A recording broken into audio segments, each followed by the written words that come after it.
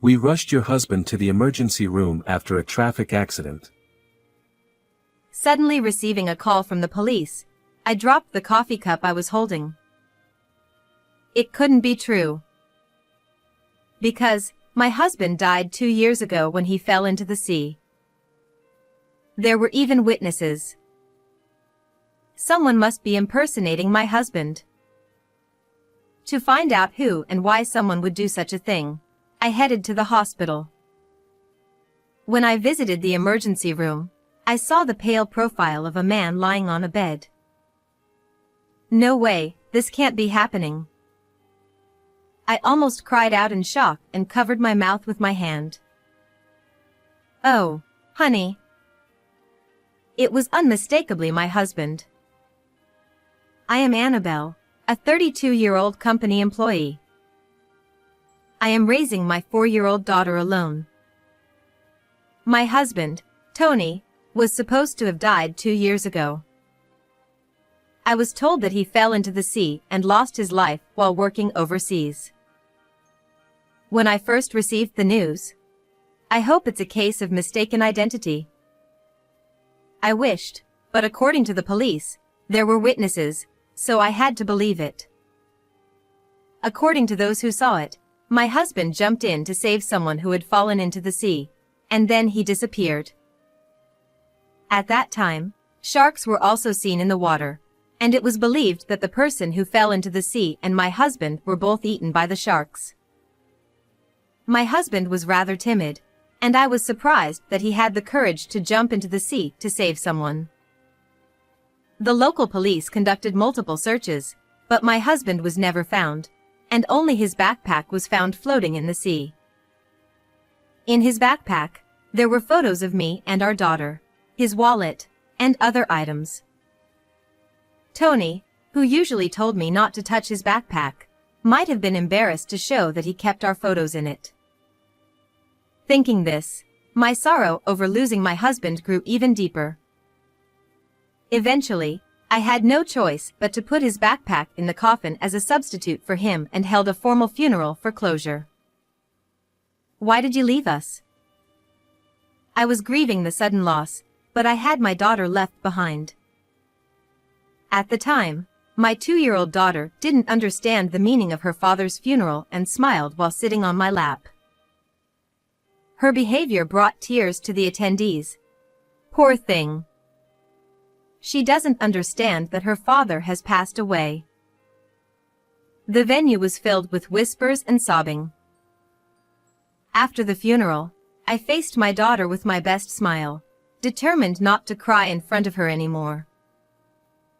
And I decided to do my best at work and raising my child alone. 2 years passed. I got used to living without my husband, rushing every morning to get dressed and eat, and it became a routine to greet the smiling photo of my husband with, "Daddy, we're off." I took my daughter to daycare and headed to my office. My parents often told me to come back home, but I wanted to keep the promise I made to my husband before he went overseas. I'll raise our daughter well, even on my own. Since my husband's body was never found, he was legally considered missing, so I couldn't receive survivor's pension, making it financially difficult on my own. But I worked hard for my daughter's sake. Despite being only 4, my daughter helped me with folding laundry and putting away dishes, showing her consideration for me. Living with my kind and honest daughter was poor but very happy. Then one day, I received a sudden call from the police. We rushed your husband to the emergency room after a traffic accident. Huh? My husband died 2 years ago. What? The shock was so great that I dropped and broke the coffee cup I was holding. What is going on? Confused, I thought someone must be impersonating my husband. To find out who and why someone would do such a thing, I visited the hospital's emergency room, where I saw the pale profile of a man lying on a bed. No way, this can't be happening. I almost cried out in shock and covered my mouth with my hand. Oh, honey. It was unmistakably my husband. How can Tony, who was supposed to be dead, be here in America, alive? Even though I wanted to ask, he lay there unconscious. According to the police, my husband was riding a bicycle when he was hit from behind by a car. A nurse handed me his backpack as I stood there in shock. The backpack was very similar to the one I had placed in his coffin at the funeral. When I looked inside, there was a cell phone, and the home phone number in the address book was ours, which is why the police contacted me. When I opened the cell phone, I saw frequent messages exchanged with an unfamiliar woman. This woman might know about these past 2 years. I decided to call the number. I'm sorry to bother you, but do you know someone named Tony Garner? Who? I don't know anyone by that name. Why are you calling from this number? When I explained that I was using the cell phone of a man who was in a bicycle accident and carried a red and black backpack, the person on the other end of the line became quite agitated. What? This phone number belongs to my husband. He always carries a red and black backpack. But my husband's name is Andrew Diaz. Had he been living under a false name for the past 2 years? Moreover, the woman called him her husband. What is going on? I was increasingly confused. If he was alive, why hadn't he come back to me? Why was he with another woman? The more I thought about it, the less I understood. The woman said she would come to the hospital immediately. 30 minutes later, she arrived and clung to my husband's bedside, crying out, "Andrew, Andrew, hang in there." I watched in a daze. Her voice was so loud that a nurse came in and explained that he had undergone surgery for a complicated leg fracture and was still under anesthesia, so he wouldn't wake up for a while. I'm so glad you're safe. The woman, relieved, wiped her tears and then looked at me suspiciously. By the way, who are you? Are you a friend of his? I took a deep breath and looked back at her. Sorry, but that man is my husband. What? Don't joke about such things. I wish it were a joke. She stood up and approached me aggressively. We have a child together. How can you say such terrible things when he's unconscious? Get out. She grabbed my shoulders and tried to push me out of the room. From her earnest expression, I felt she knew nothing either. I'm shocked too. So please, calm down and listen to me. When I showed her a photo of our family taken 2 years ago, she was shocked and agitated, but she eventually calmed down and told me her story. Her name was Bella. A very beautiful, fair-skinned 24-year-old woman. Apparently, she met my husband on a ship during a heartbroken trip overseas after a college breakup. She was comforted by him and became attracted to him, and he confessed that he fell in love with her at first sight. But he never mentioned being married. Bella continued, looking very confused. My husband told her that no matter how much he worked, all his earnings were taken by his parents, so he fled overseas. To avoid being found by his parents, he moved into Bella's apartment when they returned to America. He said once he paid off the debts his parents saddled him with, he would marry me officially. So, we didn't register our marriage, but we intended to eventually. She had been completely deceived by Tony. Thinking back, I remembered my husband's deceitful and irresponsible side. During these 2 years, thinking he was dead, only the good memories came back to me due to my sense of loss. But my husband was originally irresponsible, and he had cheated and lied to me before we got married. I shared my story from 2 years ago with Bella, who seemed equally bewildered. What on earth was he thinking? We looked at each other. I suddenly remembered and took out the notebook I had seen in his backpack. When I opened it, there was something unbelievable written inside. In the meeting room rather than my husband's hospital room, the nurse came to inform us. Your husband has woken up. When we returned to the hospital room, my husband was groaning in pain from his leg. Honey, I'm so glad you're okay. You were in a traffic accident. Ah, Bella. You came. I remember now. I was on my bike, and suddenly I was airborne. Upon waking up to see his young wife nearby, my husband seemed relieved. Bella, quite the actress, played the role of the caring wife well.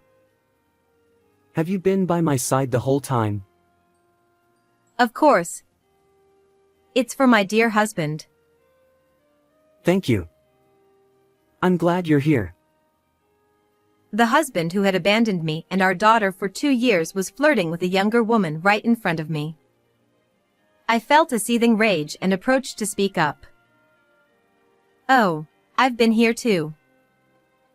My husband widened his eyes in shock, looking as if he'd seen a ghost. For a moment, we stared at each other as if time had stopped. Annabelle. Why are you here? The police contacted me. You left our home number registered in your cell phone. Ah. My husband's voice cracked completely, revealing his panic. I calmly spoke to him. So, you've become Andrew Diaz. I'm surprised. That's... My husband stammered, unable to form words, his face turning pale. Bella also spoke to him coldly. You lied about being single and escaping from your parents? How could you deceive me like this? No, that wasn't my intention. I fell in love with you at first sight and just wanted to be with you. My husband tried to make excuses, unaware that the more he spoke, the more his lies were exposed. That's strange. What you wrote in your diary contradicts what you're saying. What?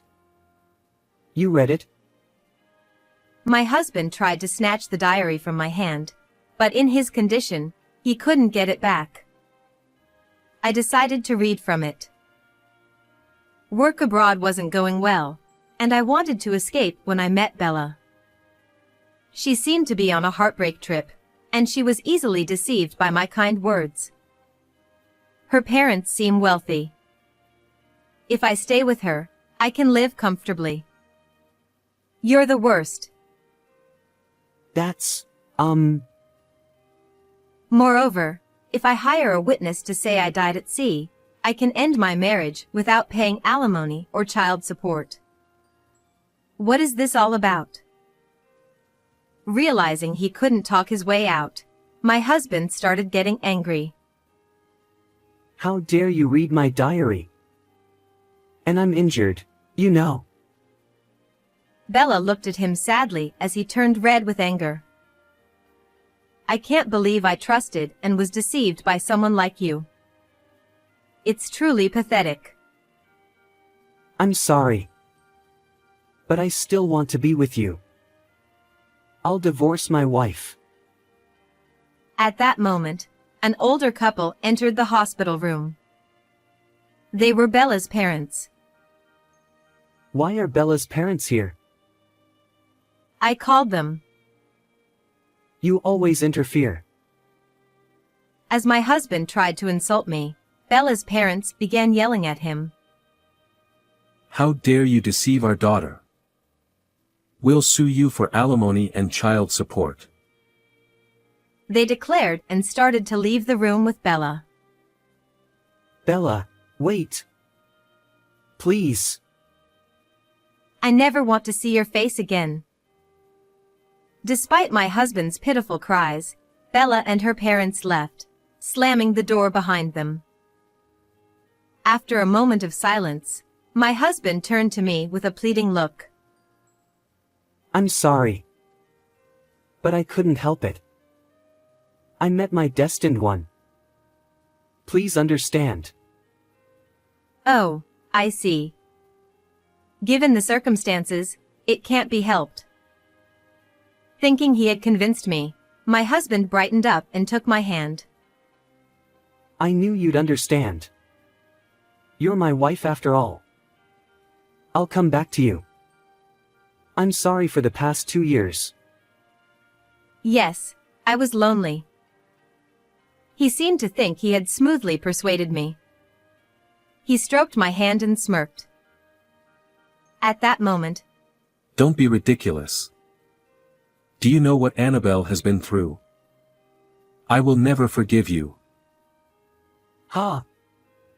Your parents too. And my parents? Why are they all here? in the sudden development of both sets of parents gathering in the hospital room, my husband was left gaping and wide-eyed. Everyone was furious, and it looked like they were about to pounce on him, bedridden as he was. Annabelle, I'm sorry. Let's start over. Just get them out of here. My husband, teary-eyed, pleaded for help, but I held back my urge to punch him and coldly told him, "The moment you abandoned me and our daughter, our ties were severed. Starting over is out of the question." Please don't say that. I'm injured and can't move. I need someone to help me. You brought this on yourself. We will proceed with the divorce. I will also claim alimony and child support. In reality, I had held a symbolic funeral for him 2 years ago, but we had kept our marriage on paper until the 7-year mark for a missing person declaration. Now, I could properly divorce him and cut all ties. No way. Also, I informed the police. The hired witness who claimed you died at sea will be caught too. You should prepare yourself. I feel sick. Call a doctor, not the police. Feigning weakness, he began to look pitiful. He had a habit of lying to escape when things didn't go his way. Take responsibility for your own mess. My father-in-law shouted at my husband. Even as he continued to look up at me with pleading eyes, I responded with a smile. Thank you for being alive. So, please make sure to pay the alimony and child support. Realizing there was no one left to save him, he covered himself with the blanket and started crying. After that, I officially divorced my husband. His parents paid $30,000 in alimony and $100,000 in child support up front. Bella also reported being deceived to the police. His parents also paid her for his alimony and child support. My husband was arrested and went to jail. When he gets out, he'll have to work hard to repay his parents, watched by strict relatives to prevent escape. It will take him a long time to repay his debts.